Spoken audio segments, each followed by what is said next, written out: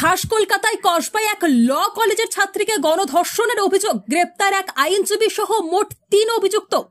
ইউনিয়নে জিএস পথ পাইয়ে দেওয়ার নাম করে টোপ দেওয়া হয়। তরুণীর অভিযোগের ভিত্তিতে গ্রেপ্তার 3 অভিযুক্ত। 3 জনকে গ্রেপ্তার করেছে কসবা থানার পুলিশ। ধৃতদের আজ আলিপুর আদালতে পেশ করা হবে। পুলিশ সূত্রের খবর, কলেজের ভেতরে একজন তরুণীকে ধর্ষণ করে এবং বাকি 2 জন তাকে সাহায্য করে। চিত্তরঞ্জন ন্যাশনাল মেডিকেল কলেজে অভিযোগকারী তরুণীর মেডিকেল টেস্ট করা হবে।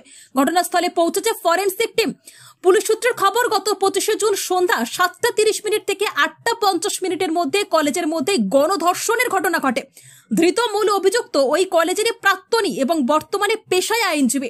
বাকি 2 জন অভিযুক্ত ওই কলেজেরই পড়ুয়া। প্রথমে তালবাগান এলাকা বৃহস্পতিবার রাত থেকে 2 জনকে গ্রেপ্তার করে পুলিশ। পরে ধৃতদের জিজ্ঞাসাবাদ করে মূল অভিযুক্তকে গ্রেপ্তার করা হয়। এর মধ্যে ধৃত মূল অভিযুক্ত কলেজেরই প্রাক্তনী টিএমসিপি নেতা মনোজিৎ মিশ্র, আর বাকি 2 জন ওই কলেজেরই পড়ুয়া। প্রথমে তালবাগান এলাকা থেকে গ্রেপ্তার করা হয় 2 অভিযুক্তকে। এরপর তাদের বয়ানের সূত্র ধরে মূল অভিযুক্তকে গ্রেপ্তার করা হয়। মূল অভিযুক্ত ওই কলেজেরই এক প্রাক্তনী ধর্ষণের কাণ্ড ঘটান।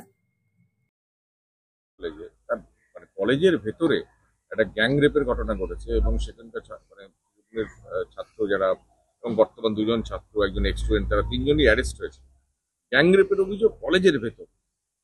এটা অত্যন্ত সিরিয়াস এবং এটা আমি জানি না, আপনি হঠাৎ বললেন। এটা পুলিশের কাছে আমি খবর নিয়ে তারপর বলবো।